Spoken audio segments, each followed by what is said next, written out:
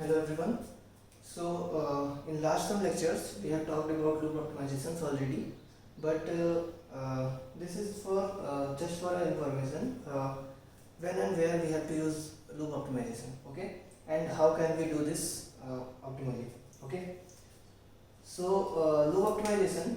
Sorry, this will not be loop optimization. This will be code motion. Okay, or you can say movement.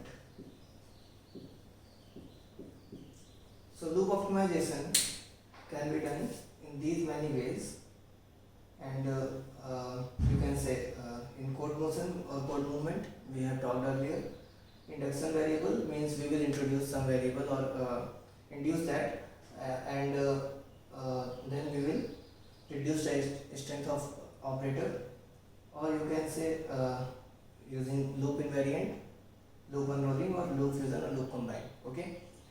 When and where we should use this optimization? Basically in loops, and in loops in case of inner loops. Okay, because multiple processes are done in the loop, and the inner loop statements executes more than any other expressions in loop. Okay.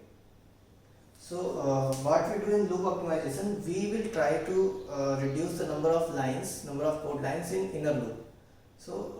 That will decrease the execution time and optimize or compact our code also. Okay.